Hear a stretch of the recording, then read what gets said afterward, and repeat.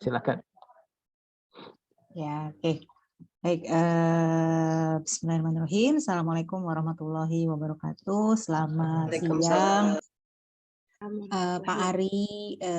Kebetulan sampai saat ini masih satu-satunya Bapak ya di ruangan ini. Mudah-mudahan nanti akan ada bertambah begitu. Dan ibu-ibu di sini, ibu-ibu yang saya cintai, yang saya banggakan. Ada juga guru kami, Ibu Setiawati di sini. Terima kasih Ibu sudah menyempatkan hadir di acara Brolin ini. Jadi seperti yang tadi Pak Ari katakan bahwa acara Brolin ini Bu Farah adalah acara yang rutin kami adakan, dan kami tidak membatasi pada satu bidang tertentu, tapi kalau masih dalam ruang lingkup linguistik biasanya kita hayu aja karena ini konsepnya ngobrol gitu ya Bu Farah ya. Tapi kami senang sekali karena teman-teman kami yang ada di Departemen Linguistik ini senantiasa urun rembuk begitu ya, selalu menyarankan ide-ide topik-topik, yang punya kenalan seperti Bu Harwinta punya kolega yang luar biasa seperti Bu Farah dari Klinik Terapi Ananda ini, terus yuk kita bikin acara, kita ngobrol dan lain sebagainya, dan di gayung bersambut akhirnya kami bisa mengadakan acara ini. Nah, jadi tentunya topik keterlambatan bahasa pada anak itu juga ya tentu adalah fenomena yang dalam keseharian kita sering kita temukan ya.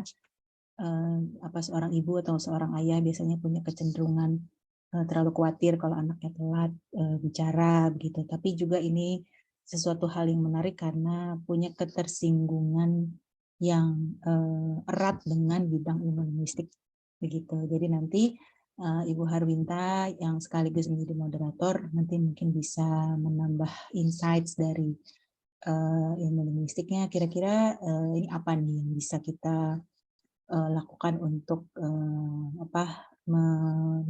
meminimalisir mungkin atau mengatasi masalah pada keterlambatan bahasa ini. Jadi saya pikir hari ini kita ngobrol dengan santai, tapi tentunya kita berharap bisa mendapatkan wawasan yang lebih terkait topik ini. Di sini juga ada beberapa mahasiswa Bu Farah. Jadi mungkin mahasiswa mau mau menulis artikel, melakukan penelitian dan lain sebagainya. Mudah-mudahan Ibu Farah bisa berkenan untuk menjawab mungkin ya Bu ya kalau kami punya pertanyaan. Oke, tanpa berlama-lama, yuk mari kita mulai acara ini. Saya ucapkan sekali lagi terima kasih Ibu Farah, terima kasih Ibu Harwinta, Pak Ari juga.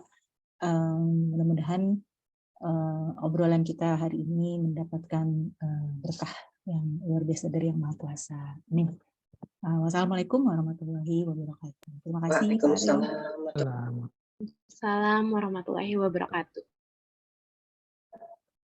Ya, terima kasih Ibu Sonya untuk sambutannya ya, telah meluangkan waktu hadir menyediakan ruangan ini juga ya Ibu Sonya.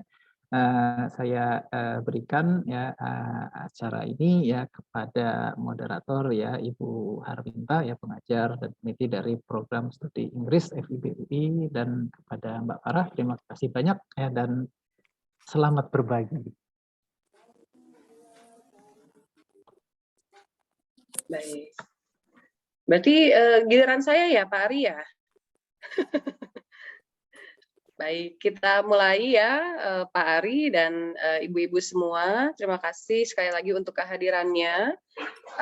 Terima kasih secara khusus juga saya sampaikan kepada Mbak Ayubi Yuranda ya, mahasiswa kita yang mengenalkan Ibu Farah ya kepada kami. Di waktu itu kuliah yang perolehan bahasa ya Mbak Yubi ya, kalau tidak salah ya.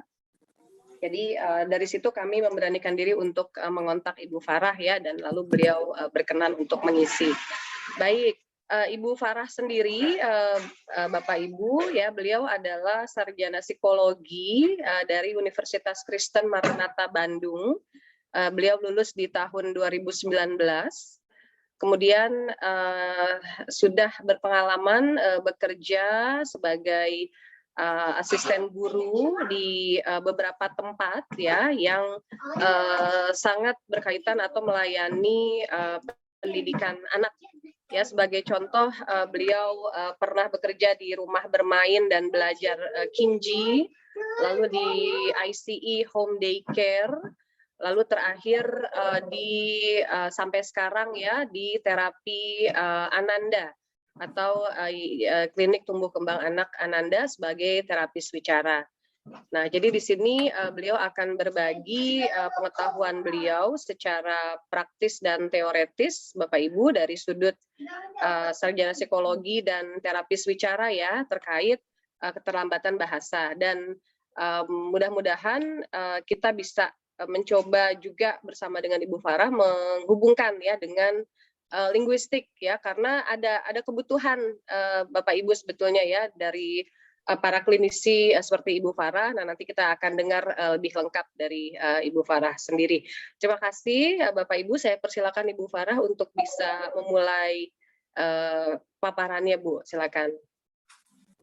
Baik, terima kasih Ibu Harwinta. Sebelumnya, saya berterima kasih kepada Departemen Linguistik, kepada LLLFIB UI yang telah mengundang saya, dan kepada Ayubi yang sudah mengenalkan saya, kepada Ibu Wiwin, sehingga saya bisa menyapa Ibu Bapak yang di sini dan bisa sharing mengenai pengalaman saya secara langsung. Nah, tidak lama lagi kita langsung mulai saja. Saya akan share PowerPoint-nya. Nah,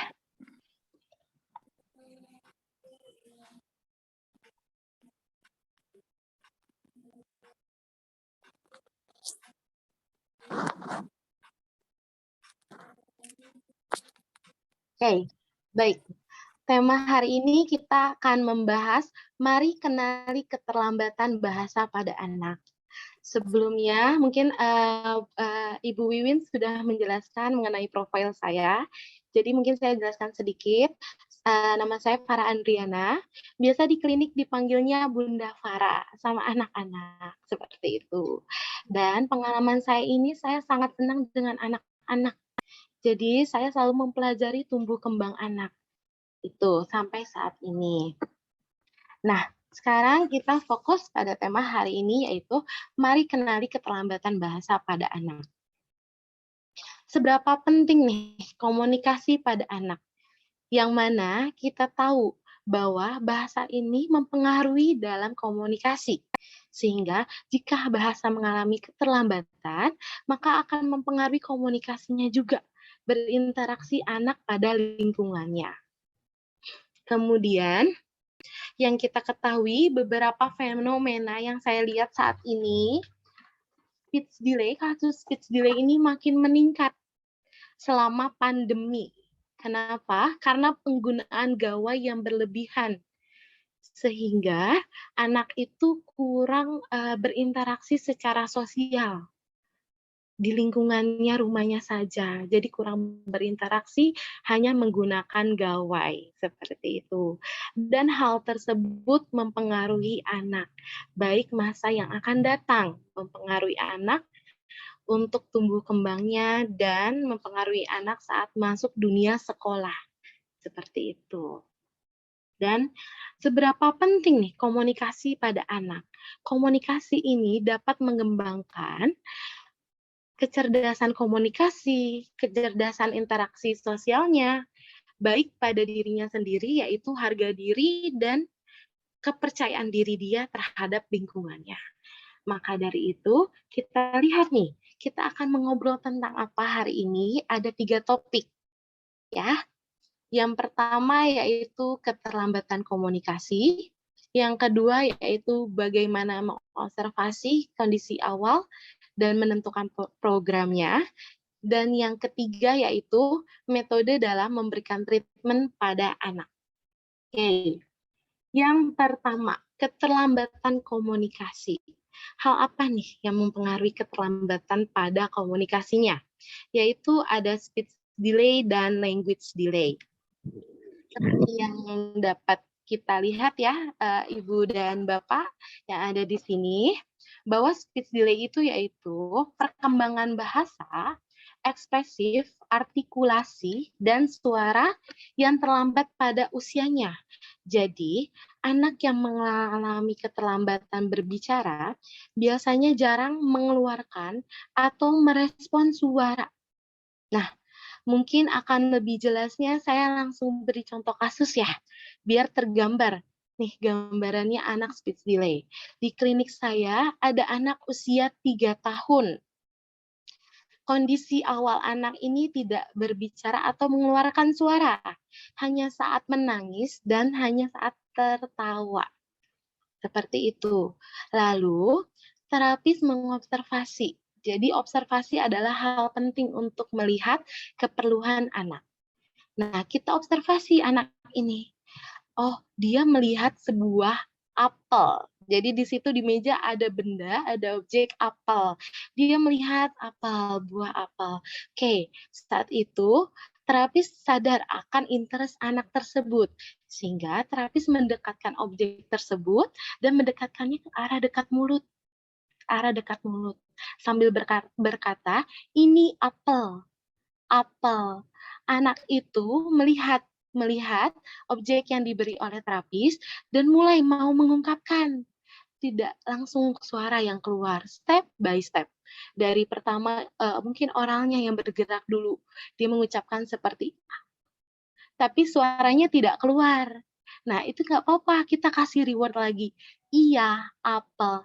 Hingga anak itu akhirnya menyebutkan, apel, apel. Nah, dari situ kita tahu bahwa tidak semata-mata kita mengasih anak tuh kata-kata langsung, yuk kita pelajari ini, pelajari ini, pelajari ini. Tidak. Melainkan kita melihat, nih kepentingan anak ini apa yang membuat anak ini interest, dan apa yang membuat anak ini ingin mengeksplor. Seperti itu. Dan itu dilakukan 1 jam, gali tentang apel itu, interest anak itu. Ini apel, bentuknya bulat. Kita lihat lidah digigit seperti itu. Jadi digali dari interest anak tersebut. Nah, kasus selanjutnya itu seperti anak usia 7 tahun, dia sudah masuk usia prasekolah ya, sudah masuk kelas 1-2 SD, di mana anak ini mengalami speech delay. Jadi anak ini kalau misalkan bersuara, hanya mengikuti suara kayak dia lihat dinosaurus, herm, seperti itu. Jadi suara-suara kayak mobil, brum, brum, brum, brum. Tapi dia paham nih, secara reseptif, dia paham akan, oh ini mobil, gitu, seperti itu. Nah, kita kenalkan, tapi kita tidak hilangkan kata-kata yang dia sudah tahu. Brum, brum, brum, mobil. Iya, suara mobil. Nah, terus kita ulang-ulang dan anak mengulang kata yang kita sebutkan. Di sini juga kita perlu kesabaran. Intinya itu kesabaran menunggu anak merespon dan memberikan jawaban. Seperti itu. Itu gambaran anak speech delay. Jadi gambarannya itu terlambat pada artikulasinya. Mungkin seperti apel, dia masih apel. Jadi fonem L. Akhir dia masih belum jelas. Seperti itu. Nah, bagaimana dengan language delay? Language delay itu keterlambatan pada bahasa. Ya. Jadi, kesulitan dalam bertambahnya kemampuan bahasa dan penggunaan bahasa, baik berbicara, tulisan, dan bahasa tubuh. Seperti itu. Jadi, kesulitan dalam bertambahnya kemampuan bahasa ini, seperti anak ini sudah bisa berbahasa, tapi kata-kata yang dia miliki itu hanya sedikit, tidak banyak. Jadi hanya itu saja kata-kata yang dia ingat, kata-kata yang dia tahu. Dan penggunaan bahasa. Mungkin dia secara berbicara lisan kita paham, walaupun terbalik-balik. Tapi saat tulisan mulai, mungkin bunda-bunda atau ibu yang memiliki anak atau adik ngerasa, kok ini nulisnya acak-acakan, mana subjeknya, mana urutannya, mau yang dibahas apa dulu, seperti itu. Nah, ini seperti contohnya pada anak yang saya pernah alami juga, yang pernah saya hadapi, anak usia 8 tahun. Awalnya anak ini mengalami speech delay. Nah, sekarang anak ini sudah bisa nih berbicara. Dan sekarang dia masuk ke language delay. Kenapa? Karena ini saat dia masuk sekolah, dia bisa berbicara tapi dia kurang paham jika dia membaca dan menulis kata-kata yang sudah dia ucapkan. Itu. Jadi dia kayak bingung kalau yang ditanya itu subjek ya berarti dijawabnya itu subjek. Nah, seperti itu. Dia masih belum paham akan itu. Kemudian slide selanjutnya yaitu ciri-ciri gejala anak yang mengalami speech delay. Nah, di sini ada gejala umum atau berdasarkan usianya. Jadi, gejala umum anak yang mengalami speech delay yaitu ada beberapa ya. Tidak mengoceh, tidak mampu berbicara dalam kalimat pendek, kesulitan mengikuti petunjuk, baik petunjuk sederhana maupun petunjuk yang komplit atau yang berkombinasi. Kemudian pengucapan atau artikulasi yang buruk atau kurang jelas.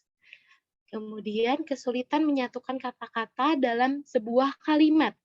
Karena dari awal dia kata-katanya masih sedikit, kosakata yang dia tahu masih sedikit. Jadi saat membuat kalimat dia kesulitan atau terbata-bata dan tidak menuliskan kata-kata dari sebuah kalimat. Seperti itu. Kemudian berdasarkan usia. Yang kita tahu berdasarkan usia mungkin banyak ya pembahasannya akan lebih panjang, tapi ini saya mengambil usia 2 hingga usia 3 tahun ke atas. Jadi di usia 2 tahun ini refleksnya jika anak tidak mampu menggunakan 25 kata, terus anak usia 2,5 tahun tidak mampu menggunakan frasa 2 kata atau kombinasi kata benda, terus usia 3 tahun ketidakmampuan menggunakan setidaknya 200 kata, dan di atas usia 3 tahun tidak dapat mengucapkan kata-kata yang sudah dipelajari sebelumnya.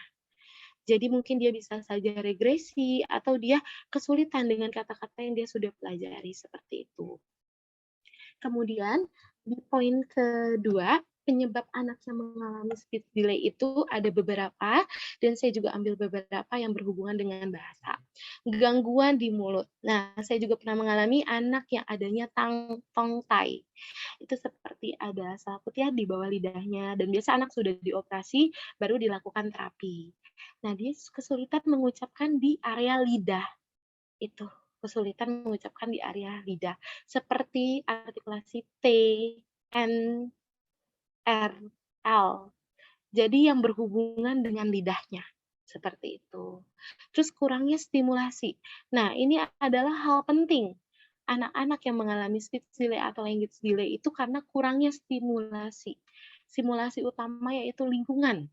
Lingkungan itu memiliki peran penting untuk perkembangan bahasa. Jadi, tidak salah lagi kalau terlalu banyak gawai, screening time, itu bisa menghambat. Kenapa? Karena anak hanya menonton, tidak ada komunikasi dua arah. Anak hanya memperhatikan, menghafal, melihat. Mungkin anak paham, tapi untuk ekspresifnya, mengungkapkannya kesulitan. Itu, seperti itu. Kemudian pada anak yang mengalami autisme, ADHD, ADD, dan lainnya, itu seperti pengulangan frasa, ekolalia. Jadi mungkin ada beberapa di sini pernah bertemu dengan anak-anak kalau kita tanya, halo adik, nanti dia ikut ulang, halo adik. Nah, seperti itu. Terus pengulangan perilaku itu biasanya seperti flapping, atau dia lompat-lompat terus saat kita ajak berbicara, seperti itu. Gangguan komunikasi verbal dan nonverbal, dan ini juga mempengaruhi interaksi sosialnya, dan penurunan atau regresi kemampuan bahasa. Jadi di sini saya pernah dapat anak juga, perempuan, usianya 8 tahun, sudah sekolah. Awalnya di usia 3 tahun, 4 tahun, anak ini aktif, bisa berbicara. Nah, saat usia 8 tahun, mendadak jadi diam, hening, sunyi, tidak mengungkapkan apapun. Bahkan pipis pun jadi pakai pampers lagi. Jadi dia tidak mengungkapkan kalau dia mau pipis, itu. Kemudian, seminggu sebelum terapi, dia mulai mengeluarkan suara babbling, kembali seperti anak bayi yang bebas seperti itu ya. Nah, di sini kita lihat dulu apa kesulitan anak ini. Jadi tidak langsung kita memberi kata-kata yang dia sudah hafal, pastinya dia sudah tahu, dia ingat, tapi dia masih kesulitan dalam mengungkapkannya. Saya ulang dengan artikulasi huruf vokal. A, I, U, E, O. Kemudian huruf konsonan seperti B sampai Z. Setelah itu penggabungan suku kata kembar, itu program dia itu sebenarnya mau cepat. Orang tuanya meminta cepat kalau bisa 1 bulan, karena jarak dari terapi dan rumahnya jauh. Jadi bagaimana nih kita menyusun program juga bekerja sama dengan orang tua. Bekerja sama juga dengan pembuat programnya. Bagaimana kita bisa memaksimalkan anak ini dalam berbicara. Nah, di sini anaknya sudah sekolah. Jadi hal yang dasar yang saya kenalkan adalah benda-benda yang ada di lingkungannya sekitar yang sering dia jumpai. Nah, mungkin saya ada membawa beberapa media ya yang bisa teman-teman lihat. Media terapi itu contohnya seperti flashcard. Mungkin teman-teman, ibu, bapak sudah pernah tahu ya mengenai flashcard. Jadi di sini saya tunjukin ke anaknya, nih ini pensil, oke, bisa dilihat pensil. Nah, anak ini masih diam. Bagaimana saya tahu bahwa anak ini paham akan bahasa, akan kata tersebut? Yaitu dia biasanya pointing. Dia nunjuk pensil, dia tunjuk pensil yang dia punya. Seperti itu. Dan benda-benda yang lainnya. Kemudian, kata kerja juga saya kenalkan lagi. Ada membaca, kelihatan ya? Membaca. Terus kemudian menulis. Saya ulang-ulang sesuai topiknya. Jadi tidak semua kata saya kenalkan, satu topik kegiatan. Seperti alat belajar, alat makan, alat mandi, seperti itu. Kemudian, jika sudah semua, baru anak belajar untuk kata-kata yang dia sudah punya, dia membuat kalimat. Bunda, aku mau belajar. Bunda, aku mau tulis pakai pensil. Pensil untuk tulis. Nah, seperti itu. Jadi tahap bertahap. Oke, selanjutnya bagaimana observasi kondisi awal dan menentukan program. Observasi kondisi awal biasanya yang pertama kali dilihat yaitu kondisi saat assessment. Jadi, assessment ini dilakukan oleh orang yang sudah ahlinya atau expertnya, seperti psikolog klinis anak, dokter tumbuh kembang anak, seperti itu. Nah, fungsinya terapis ini gimana? Apakah bisa melakukan observasi? Bisa. Observasi ini selalu dilakukan, tidak di awal saja. Tapi kondisi awal merupakan hal penting penentu program dan berjalannya program tersebut. Jadi, karena anak itu berbeda saat assessment dan kondisi awal. Bisa saja saya menemui anak usia 2 tahun, saat assessment dia tidak mengeluarkan suara sama sekali. Diam, beribu bahasa, beribu kata, sudah di assessment, sudah dipancing, sudah apa, tidak merespon. Tetapi saat awal terapi, dan biasanya kita terapi itu awal pertemuan bonding, perkenalan. Walaupun anak belum paham, belum bisa berbicara, kita tetap mengenalkan dia dengan bonding. Ini Bunda Farah, ini siapa, kita kenalan, kita mau belajar berbicara, seperti itu. Dari situ, anak itu mendadak mengeluarkan semua suara, kayak ngasih tahu, "Nih Bunda, aku bisa ngomong," kayak mama, papa, dadah, mendadak mengeluarkan semua suara itu. Jadi kita harus tetap observasi, itu kondisi awal, assessment, observasi saat prosesnya, dan akhirnya, seperti itu ya. Terus kemudian dalam menentukan program ini dibuat juga oleh bidangnya, expertnya. Jadi khususnya terapis ini jadi sudah mendapatkan programnya, tinggal menselaraskan cara treatment-nya, fungsi-fungsinya, seperti itu. Pertama, nah ini sebenarnya program itu banyak, tapi saya kasih contoh 3, ini yang berhubungan dengan bahasa. Pertama, attention, kemampuan merespon eye contact, cepat pada instruksi. Nah, ini atau pointing, maksudnya gimana? Saat anak sudah dapat eye contact, itu sudah sangat bagus. Anak sudah mulai berpusat pada kita, anak sudah mau mencoba untuk berbicara. Saat dia menunjuk, itu sudah bagus. Seperti itu. Kemudian ada di sini oral motor exercise. Mungkin sudah pada tahu, seperti massage dan oral brush. Ini berfungsi untuk apa? Untuk merilekskan anggota mulutnya. Biasanya anak itu yang speech delay itu kaku di bagian lidah, suka disimpan aja lidahnya di belakang gigi. Jadi kayak dia berbicaranya kayak, "Bunda, aku mau." Nah, itu. Jadi dia mempengaruhi artikulasi. Seperti kita analogikan kalau kita mau olahraga, kita pemanasan dulu, biar kita aman olahraganya. Nah, seperti itu. Kemudian dalam oral motor exercise kita latih juga, bunyi vokal yang sudah saya sebutkan ya, yang kasus pertama, artikulasi fonem di depan, tengah, belakang, terus kemudian mampu menulis suku kata dan mengenal identifikasi benda. Kemudian yang ketiga yaitu kemampuan bahasa, mampu menunjukkan dirinya dan orang lain dengan kata ganti. Sejujurnya ini challenging untuk anak-anak, apalagi anak-anak yang mengalami language delay. Jadi dia hanya paham aku dan namaku, misalkan Farah dan aku. Dia nggak paham itu saya, dia bingung, aku sama saya itu sama aja apa bagaimana. Kadang dia ingin berbicara, aku pakai baju ungu, tapi jadinya kamu pakai baju ungu. Maksudnya itu diri dia. Nah, itu dilatih oleh terapis bagaimana pemahaman dia akan kata ganti orang gitu. Terus mampu menguasai tata bahasa, memahami gambar, dan mampu mengungkapkan dengan kata, dan menunjukkan pemahaman tentang objek-objek yang dilihat. Jadi objek yang dia lihat itu tidak hanya disebutkan, tapi dijelaskan.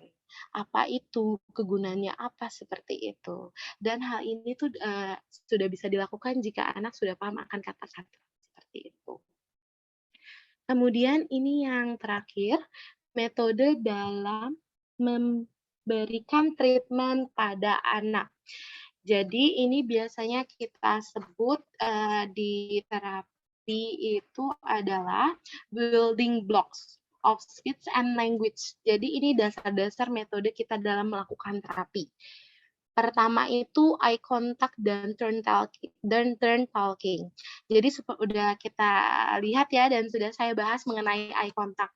Nah, eye contact di sini itu sangat penting. Jadi kalau anak belum mendapatkan eye contact, anak masih belum bisa untuk ikut join attention sama kita untuk mulai mau berbicara, seperti itu. Kalau anak sudah dapat, kita bisa connect selanjutnya ke attention dan listening di situ. Dia sudah bisa mau mendengar, waiting. Waiting di sini kita menunggu, tidak hanya sekedar menunggu, tapi sebagai terapis biasanya kita pegang stopwatch. Semua yang kita lakukan itu ada hitungan waktunya. Kita observasi selama 1 jam. Kita waiting ini kita lihat attention dia ke mata kita, attention dia ke objeknya itu berapa detik, seperti itu. Misalnya 3 detik, hitungnya juga tidak 1, 2, 3, melainkan 2001, 2002, 2003, dia langsung mengalihkan, terdistrak lagi. Oke, nggak apa-apa, latih lagi objeknya, dekatkan ke mata, seperti itu. Itu terlihat bahwa anak itu sudah bisa tuh waiting attention-nya, sudah join, sudah interest. Nah, yang ketiga itu play. Tidak jauh dalam bermain ya anak-anak mengeksplor dan bermain ini sangat berfungsi untuk melatih kosakata bahasanya. Functional play. Dia tahu fungsi misalnya dia lihat benda remote, dia arahkan ke TV, dia paham fungsi dalam benda ini, objek ini. Kemudian symbolic play. Dia bisa nih mencontohkan bahwa remote ini bisa seperti telepon genggam. Dia bisa jadi apa lagi, seperti itu. Dan ini berpengaruh ke imaginative play dia. Berimajinasi bermain telepon Pak Polisi, telepon siapa yang dia sudah imajinasikan, seperti itu. Ketiganya sudah matang atau sudah mampu, kita naik ke understanding, following direction. Jadi anak tuh sudah paham apa yang kita minta tanpa kita berikan gestur tubuh. Contohnya, mungkin seperti ini, Bunda haus. Kita tidak tunjuk gelas, kita tidak arahkan seperti ini. Jadi anak sudah paham, oh Bunda mau minum, oh Bunda butuh gelas, seperti itu. Atau salim-salim sama Bunda, salim-salim sama Bunda siapa. Kita tidak kasih tangan, tapi anak sudah paham untuk, oh kalau saya salim saya mendekat, saya pamit, saya mau bilang pergi, saya pergi ya, saya pulangnya, seperti itu. Jika sudah mampu itu kita ke expressing.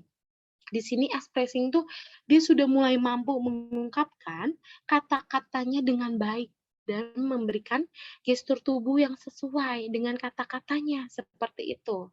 Jadi ini sudah baik dalam penyusunan kata-katanya, struktur penyusunan kata, dan lain-lain. Dan yang terakhir itu, jika semua kelima itu sudah naik, sudah mampu masuk ke speech sounds, clarity, sama pronunciation, di mana dia akan berusaha melatih kejelasan artikulasinya, kejelasan dalam penyebutannya itu agar dia merasa dimengerti apa yang mau dia ucapkan, apa yang mau dia ungkapkan. Dan biasanya speech sound ini kan mengenai artikulasi, tidak selalu di akhir. Dari awal juga kita latih, seperti anak usia 3 tahun diucapkan apel masih apel, tidak kita los langsung, "Oh ya deh, udah apel," sudah tidak. Tapi kita tetap latih artikulasinya seperti menggunakan, oral brush, seperti ada sejenis stick es krim mungkin kita tempelkan. Dia menjilat, latihan menjilat, mengeluarkan lidah ke depan terus-terusan. Terus apel, keluarkan lagi lidah, coba apel, nah ditempel lagi ke stick es krimnya. Jadi banyak hal untuk membantu anak, menstimulus anak dalam berbicara. Baik, itu metode dalam memberikan terapi secara dasar. Karena kalau misalkan secara mendalam lebih banyak cara memproses langsung bagaimana kita mempelajari kata demi kata langsung kepada anaknya. Nah, sampai sini mungkin ini saya ingin mengajak diskusi ya, karena hari ini kita obrolan linguistik ya. Nah, saya tuh mau berdiskusi nih, kira-kira apa nih yang bisa kita kolaborasikan? Dan ini juga bisa membantu, ibu atau bapak atau mbak atau mas ya, mahasiswa untuk melakukan suatu penelitian atau bisa bekerja sama dengan kami. Karena kami selaku terapis juga kadang mengalami kesulitan seperti bagaimana nih jika kasusnya seperti ini.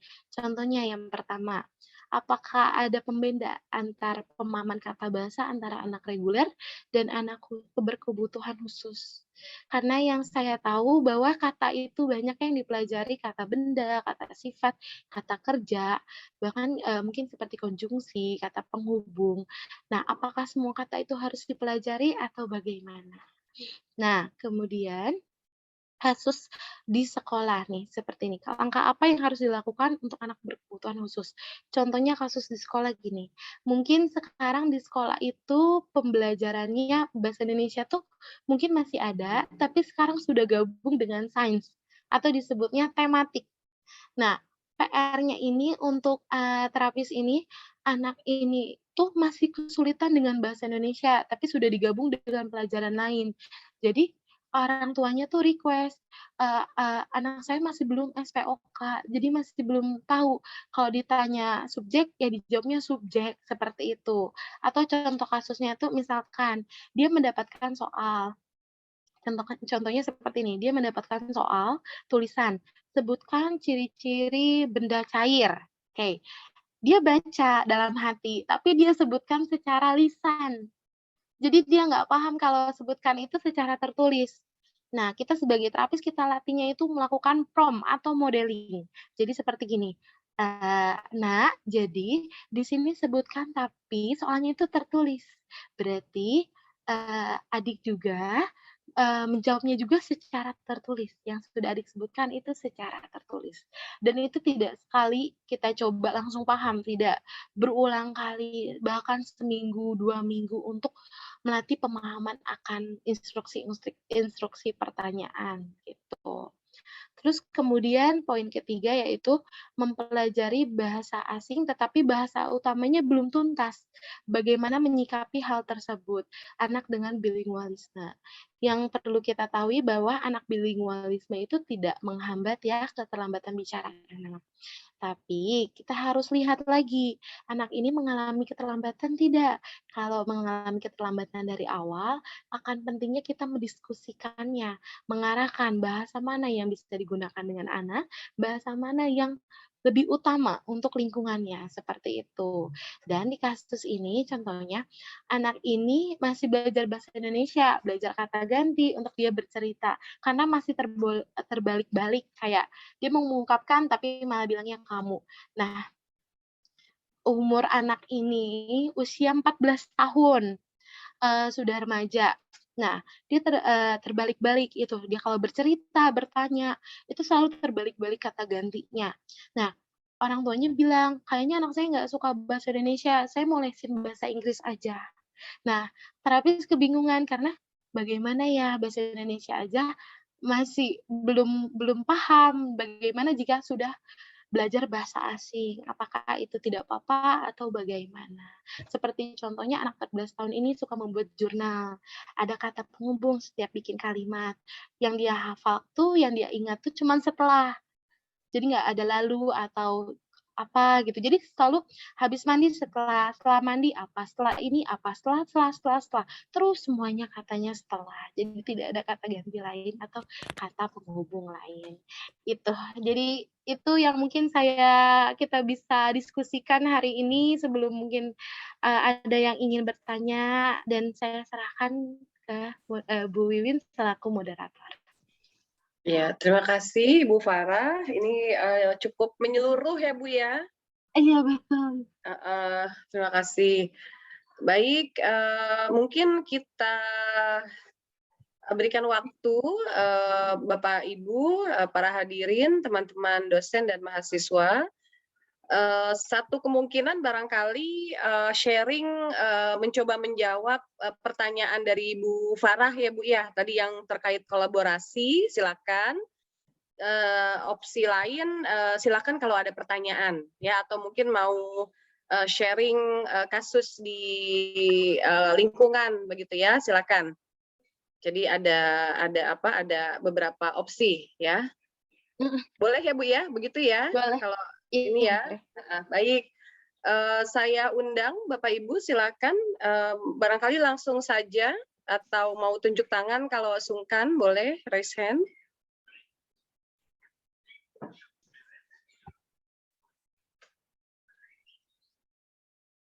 Ya, kita tunggu sebentar ya Bu Farah. Ini Mas rasanya masih malu-malu. Ya.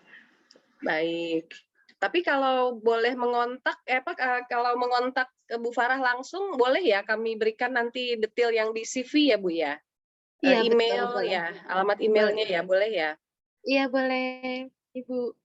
Baik, mohon izin. Ya, mohon maaf, saya tadi seperti mendengar ada yang ingin bertanya.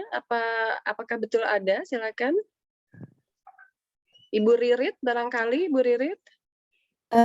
Iya, terima kasih Mbak Wiwin. Terima kasih. Ya, Ibu Farah, terima kasih atas penjelasan yang menarik ya, yang selalu menarik sih buat kita ya, mengenai perkembangan bahasa anak-anak. Ini untuk praktisnya saja. Kalau bukan praktisnya saja ya, sebetulnya penelitian semacam ini nih agak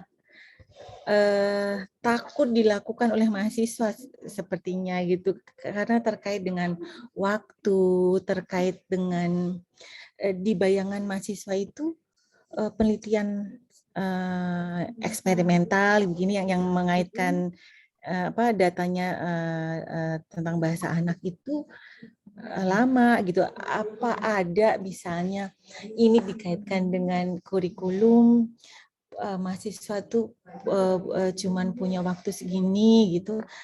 Ada saran nggak Bu Farah pembatasan penelitian gitu mengenai hal ini begitu Bu Farah gitu. Karena ini kan sebenarnya menarik tapi ditakuti karena keterbatasan waktu begitu Bu Farah.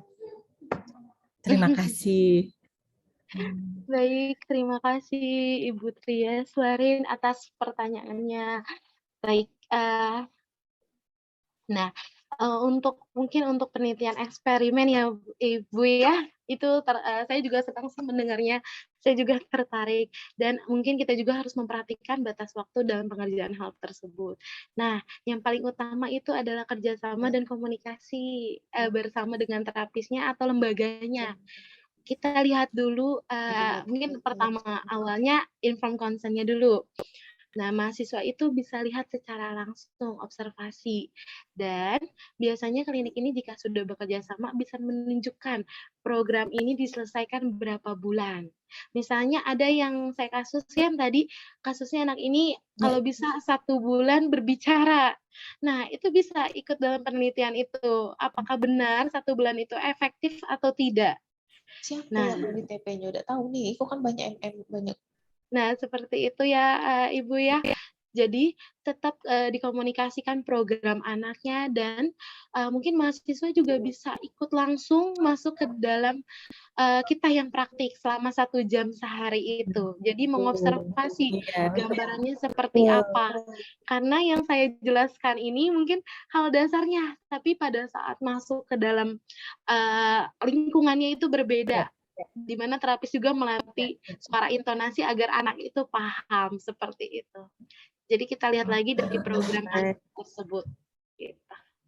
Iya, karena kan menarik sebetulnya Ibu, tapi ditakuti karena karena tidak kenal gitu, gimana ini nanti begitu ya Ibu. Terima kasih Bu Farah. Iya. Sama-sama Ibu. Terima kasih Ibu Ririt. Panggilannya ya, mohon maaf nih Bu Farah, mungkin tadi bingung ya Bu, nih nama lengkapnya Ibu Triaswarin, mohon maaf. Iya. Ya, beliau kaprodi kami Bu di S2 Pasca Sarjana Linguistik ya. Salam kenal Ibu. Ya, jadi memang sangat concern kepada kualitas penelitian dan kemudian pencapaian ya, kuantitas dan kualitas begitu untuk penelitian juga dan publikasi. Baik, saya persilakan Pak Ari, Pak, mengangkat tangan, Pak, silakan.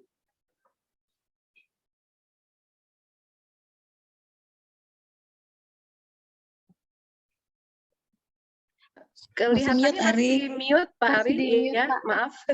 Ya, itu contoh ini ya.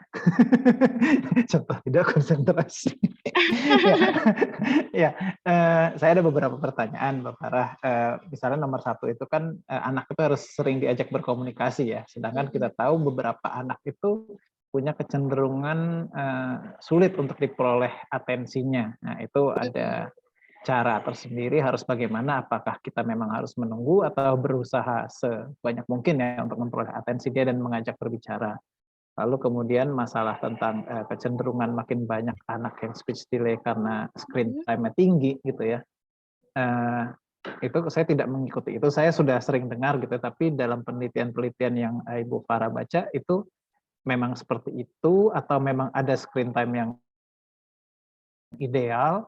Karena kan di sisi lain dari pengamatan terbatas ya, banyak juga anak-anak generasi sekarang itu yang punya kemampuan bahasa Inggris yang luar biasa gitu, dan itu mungkin salah satu efek dari screen time banyak siaran-siaran itu ya dari luar ya, jadi dibesarkan oleh bahasa Inggris di siaran yang mereka tonton. Nah itu kan kalau dari segi orang tua mungkin itu dilihat sebagai sesuatu yang positif ya, tapi mungkin di sisi lain kita bisa lihat mungkin ini tidak kurang benar ya, tapi memang kelihatan punya kesulitan untuk berkomunikasi, atau mungkin kalau lebih jauh lagi tidak terlalu tahan stres ya. Itu benar atau tidak sih dugaan ini? Terima kasih. Baik, terima kasih Pak Ari. Baik, saya izin langsung memberikan jawaban ya. Nah, yang pertama itu mengenai attention. Betul, mungkin ada anak-anak kesulitan dalam attention. Bagaimana kita menyikapi hal tersebut? Yang pertama adalah kesabaran, dan yang kedua adalah kreativitas kita. Attention itu bisa kita lakukan, biasanya saya lakukan itu bermain ciluk, Mbak. Dan untuk anak-anak istimewa, dia tuh interest kalau melihat kita kayak tutup mata, kayak tutup muka. Kenapa Bunda ini tutup muka? Ciluk, Mbak. Nanti anak-anak awalnya tidak memperhatikan, tapi lama-lama dia join. Jadi kita tidak membujuk kayak, ayo lihat Bunda sini, Bunda ada di sini. Enggak, kita ciluk, Mbak. Atau kita berkegiatan, medianya satu-satu kita kasih. Kita berkegiatan media sendiri. Ini ada balok, pasang, ini ada balok. Nanti dia lama-lama melirik, lama-lama interest, lama-lama dia join attention-nya. Dari situ baru kita bisa, ini balok, ambil, ya ambil. Nah, itu masuk. Atau bisa hal lainnya dengan tos. Tos tangan, kanan, tos satu, tos kiri, tos atas, tos bawah, tepuk tangan. Nah, seperti itu. Itu juga melatih kemampuan bahasa mereka. Jadi kita tepuk tangan, tepuk tangan. Jadi dia paham, oh ini tuh tepuk tangan. Seperti itu. Dan kita bisa gabungkan dengan flashcard yang kita miliki. Itu contohnya seperti ini. Nah, dia paham. Tepuk tangan. Ini. Biasanya anak ada yang lebih interest dengan visual, dengan gambar yang dia lihat.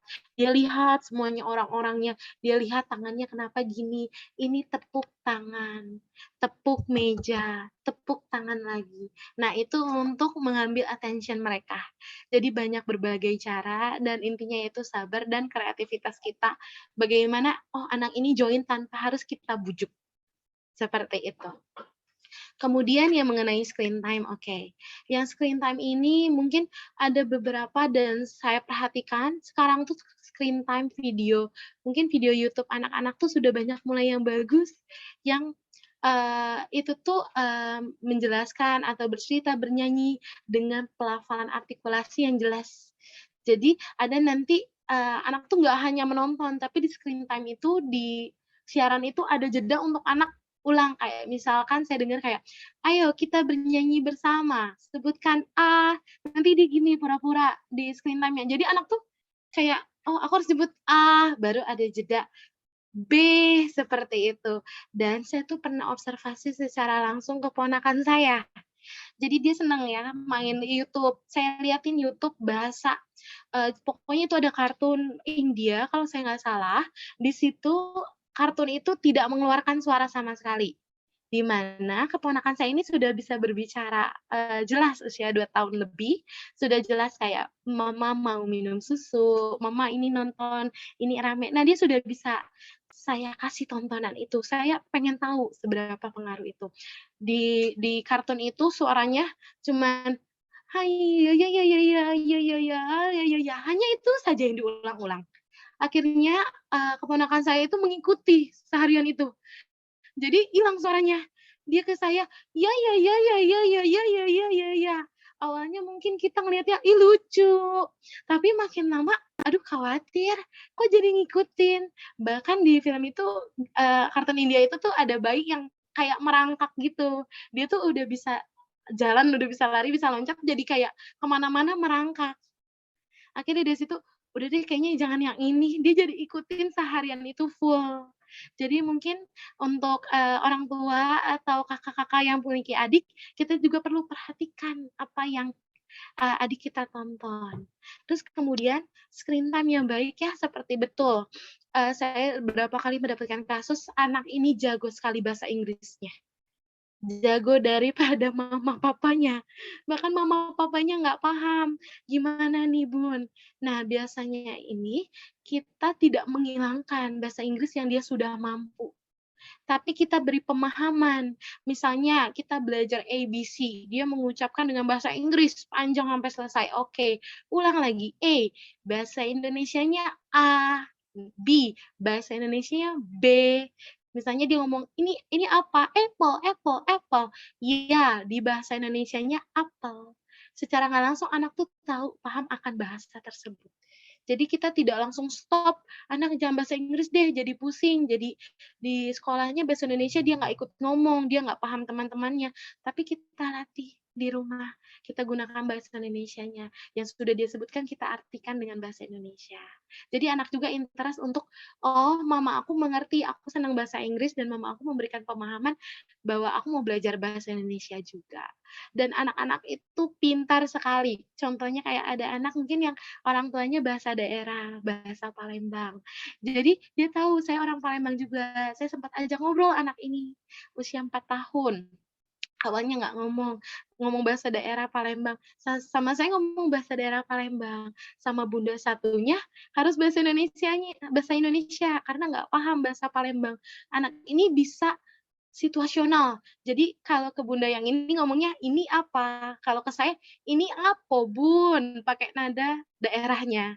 Dan itu saya juga mengizinkan kayak, "Oh, ini nih apel, nggak boleh." Nah itu kalau Bunda satunya, "Nggak boleh, nanti aja," atau gimana. Nah itu anak juga sudah paham akan situasi. Seperti itu, Pak Ari.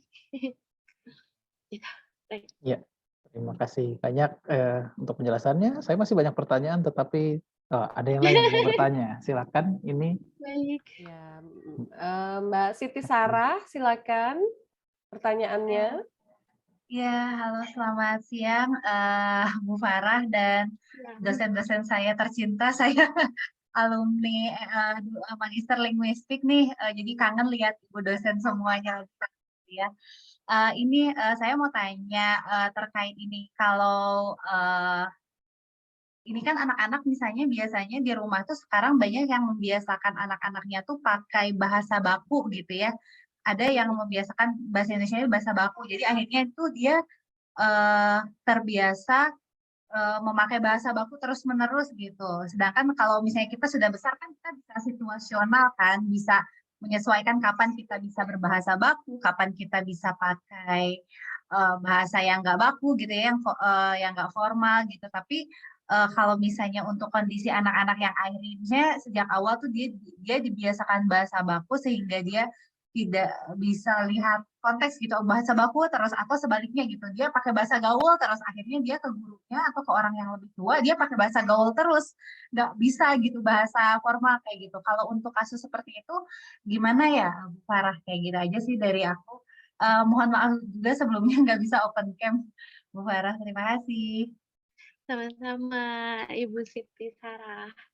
Baik, saya izin beri jawaban ya. Oke, untuk anak yang mungkin, bahasanya bahasa baku, bahkan kita juga kadang merasa kok bahasa anak ini kayak sudah bahasa orang besar, sudah apa. Oke, yang pertama kita lakukan adalah hargai, karena mungkin ini memang dari awal, dari lingkungannya diajari bahasa itu. Tapi biasanya kita lihat lagi dari usia umurnya. Pokoknya berpatok dengan usianya, usia perkembangannya sudah sampai mana. Nah, dari situ kita bisa gali. Misalkan usia remaja 14 tahun itu anak didik saya itu juga bahasa baku. Nah, karena dia sudah banyak bahasa baku itu, kadang saya selingi dengan bahasa slang, tapi slang Indonesia. Kayak, mau kemana kamu? Kan belum disuruh." Jadi kita tidak ngasih ke bahasa baku. Nanti itu kita latihnya berpola. Jadi nanti baku. Pada saat baku, situasi baku tuh saat belajar.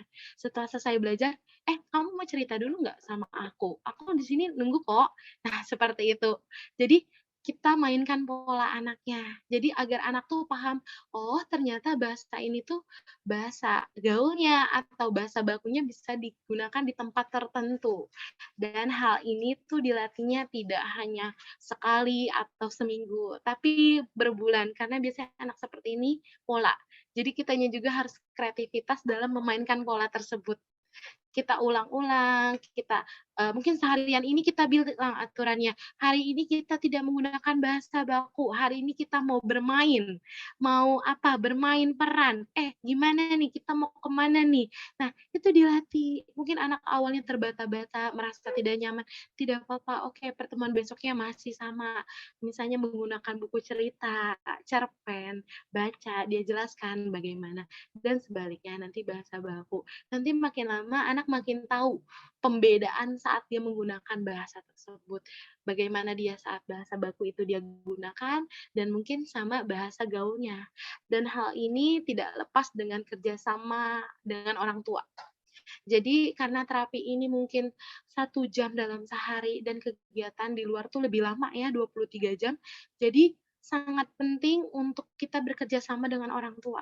Kita tanamkan ini, kita pelajari ini, kita strateginya ini, kita sharingkan ke orang tua. Maka dari itu klinik saya setiap terapi pulangnya selalu komunikasi sama orang tua mengenai kegiatan hari ini dan kemampuan anak sudah sampai mana. Tidak langsung anak tidak dijemput, tapi kita harus berdiskusi agar selaras dan perkembangan anak itu baik. Seperti itu. Ya, terima kasih Bu Farah. Sama-sama, Ibu. Ya, terima kasih pertanyaannya Bu Ririt, Pak Ari, dan Mbak Siti Sarah ya. Baik, ada lagi barangkali? Mungkin satu lagi saja karena waktu juga ya Bapak Ibu ya. Kalau tidak ada, saya boleh cerita sedikit. Ada Ibu Sonya angkat tangan, mohon maaf. Iya, iya, silakan. Boleh, Ibu. Silakan. Silakan Bu. Nanti Mbak Ririt mau cerita juga boleh, Mbak. Saya Enggak, punya satu pertanyaan untuk Ibu Farah terkait ini ponakan saya nih, Bu. Kalau speech delay itu kan berarti dia memang terlambat memulai bicaranya, terus juga mungkin ketika bicara itu sendiri dia ada masalah gitu ya. Nah, kalau ponakan saya ini justru kebalikannya dari terlambat, dia itu bicaranya terlalu cepat gitu. Jadi aku tuh gitu. Jadi kayak apa ya? Nerabas aja gitu ya. Jadi kita yang mendengarnya itu agak susah memahaminya, itu satu, dan kedua risih kan ya Bu ya mendengarnya gitu ya, apalagi kalau ngomong sama orang tua gitu. Nah, kalau kasusnya seperti itu terapinya ada nggak Mbak, dan seperti apa kira-kira? Terima kasih. Baik, Bunda. Baik, jadi di sini mungkin, anak jadi cepat bicaranya, dan saya juga menangani kasus anak seperti ini juga. Jadi anak ini juga usia 4 tahun, awalnya dia nggak sama sekali berbicara, tapi kita stimulus-stimulus, jadi bicaranya cepat, nerobos. Jadi, "Bunda Bunda, aku tuh menaik Jordan apa?" Jadi gitu. "Lihat, anakku menang raket." Jadi cepat, tidak ini, sampai bundanya juga bilang, "Aduh cepet banget, nggak ngerti dia ngomong apa." Iya terdengarnya mungkin seperti risih. Biasanya kita terapinya itu, kita gunakan kartu-kartu yang dapat menarik perhatian dia. Sebenarnya banyak medianya, tapi kita lebih lihat ke fungsinya. Mungkin anak yang seperti itu dia sudah tahu beberapa kata. Nah, bagaimana dia untuk membuat kalimatnya dengan baik atau agar tidak cepat, itu seperti kita mungkin dari awal berbicara bilang, "Pelan-pelan, Bunda nggak ngerti, pelan-pelan, aku." Nah, diulang dengan kata itu. Jadi biar anak tuh paham, "Oh, ternyata artikulasi aku kecepatan. Oh, ternyata aku ngucapinnya terlalu cepet. Oh, Bunda salah, nggak paham maksud aku." Seperti itu. Atau menggunakan kartu seperti ini, saya tunjukin kartu ya, nah, ini ada beberapa kartu, ini biasanya kita sebut kartu sekuen. Jadi ini kartu berkegiatan anak yang, bagaimana anak berpikir setiap berkegiatan itu dimulai dari mana dulu. Jadi nggak langsung, "Aku mau ini," gitu, enggak. Oke, nah di sini kita latih kalimat yang dia sudah miliki. "Tangan Kakak kotor." Mungkin dia ngomongnya cepet, "Pelan-pelan." Apa? Oke, "Tangan Kakak kotor." Dilatih seperti itu, "Tangan Kakak kotor." Iya, "Hidupkan air." Diulang terus. Karena anak seperti itu pola lagi, karena dia sudah terbiasa cepat, sudah terbiasa apa, kita juga lawan polanya. Kita pelan-pelanin, kita pelan-pelanin nih, seperti ini. Jadi kita menunjukkan cara bicara yang baik tuh gimana. Cara menjelaskan yang baik gimana, terus selanjutnya ini gimana, Kakak ambil sabun, diulang 2 ini terus. Topik ini juga kita bisa, lakukan ke anak itu bisa seminggu full, atau seminggu 3 kali pertemuan, itu biasanya saya lakukan seperti itu. Topiknya ini terus. Nanti kalau di rumah saya bilang orang tuanya, "Tolong dilakukan kegiatan ini, cuci tangan," tapi anak ini sambil berbicara. "Mama, aku mau cuci tangan." Pelan-pelan, "Mama, aku mau cuci tangan, mau ambil sabun, mau bilas tangan, mau lap di handuk." Nah, seperti itu. Jadi semuanya, belajarnya melalui pola dan waktu itu. Itu, jika Iya, terjawab, terima kasih Ibu. Ibu Sama-sama, Farah. Ibu. Ya, makasih Mbak Wiwin. Mungkin menyambung, mohon izin Bu Ririt, menyambung ada di chat ya Bu? Ada chat, iya saya juga lihat ada Nyambung chat tuh. dengan terapi anak ya, walaupun tidak sama ya Bu Farah ya. Tapi mungkin karena Ibu sudah menunjukkan beberapa metode ya, barangkali bisa dilanjutkan juga untuk kasus yang di chat Bu, silakan. pertanyaan dari Ibu Suindah ya, dari Kalimantan Timur, dari nama ininya, silakan. Oke, baik. Bisa melafalkan akhiran N ya. Oke, fonem N. Misalnya cincin jadi cinci. Oke, N belakang ya. Apakah ada masukan dari Ibu agar anak saya bisa melafalkan kata secara tepat? Oke, yang pertama itu kita lihat interest anak dan kita cari kata-kata yang belakangnya N. Hal kecilnya seperti kegiatan makan. Ada yang makan N di belakang. Nah, itu kita kasih tunjuk cara menyebutkan huruf N. Sebelum ke kata, kita kenalkan lagi huruf N itu bagaimana.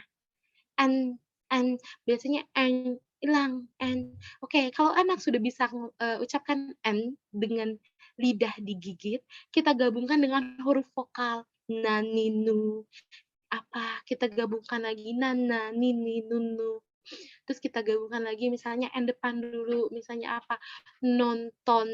Nah, ada N depan, N belakang. Diperiksa juga bagian mulutnya. Apakah lidahnya ini tuh masih nahan di dalam atau bagaimana, bisa kita sikat-sikat.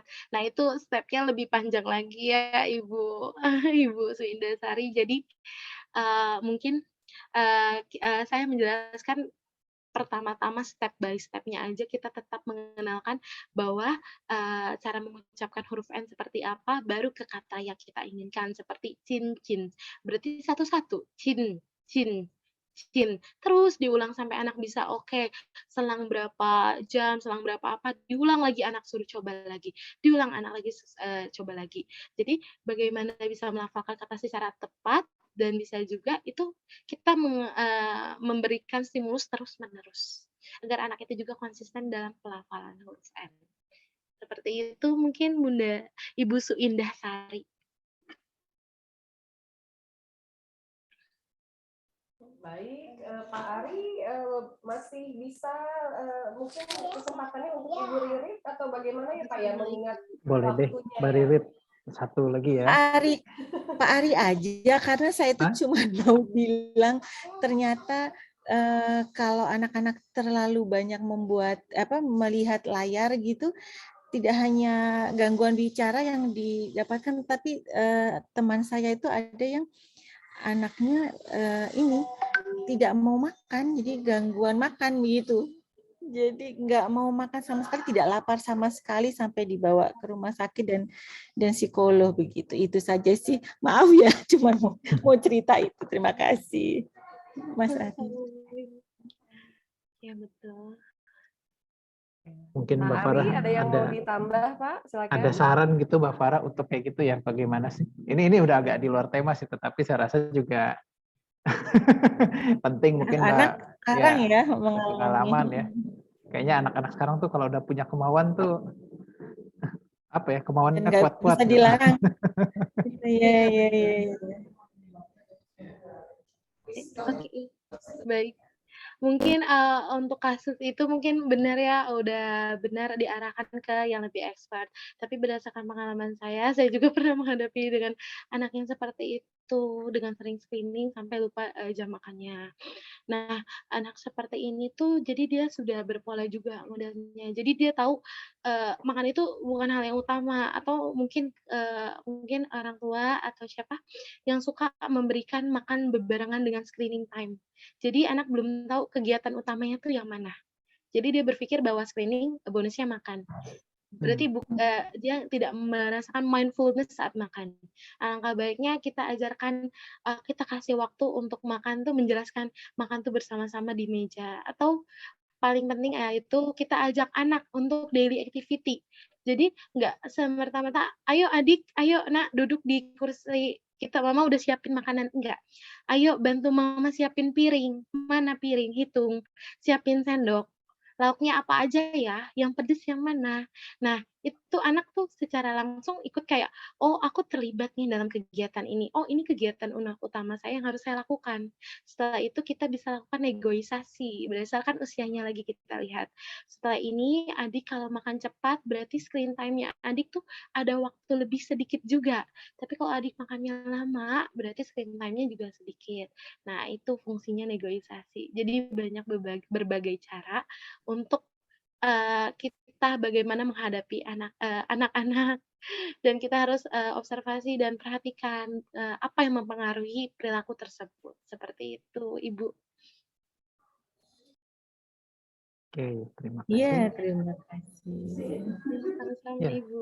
terima kasih banyak Mbak Farah ya, Bu Harwinta ya untuk ilmunya hari ini. Ya, tentu saya rasa teman-teman juga masih ada beberapa pertanyaan, nanti mungkin bisa melalui Ibu Harwinta minta kontaknya gitu ya, supaya ada diskusi. Dan saya rasa juga mahasiswa mungkin juga ada beberapa pertanyaan juga ya tentang eksperimen gitu ya, atau bagaimana mengamati anak-anak. Saya rasa saya juga ada satu bimbingan saya juga sedang mengamati anak TK, mungkin bisa diskusi nanti ya dengan Ibu Farah ya. Ya, oke, terakhir mungkin saya mohon semua yang hadir hari ini untuk bisa membuka kameranya, kita foto bersama dulu yuk sebentar untuk dokumentasi.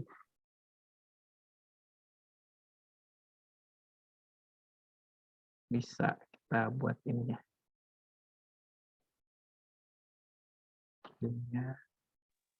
Ini ya, mohon izin ya, saya ambil gambar dulu. Bentar. Ya, silakan berikan senyum terbaik Anda. Senyum adalah sedekah, sedekah gratis, nggak keluar duit, hanyalah senyum, enggak ya? Yaudah. Oke, 1, 2, 3. Oke, baik. Terima kasih banyak teman-teman semua. Ya, saya harap banyak manfaat yang kita peroleh. Mudah-mudahan kita bisa berjumpa lagi di acara Browling selanjutnya yang kami harapkan juga lebih sering dan bisa lebih banyak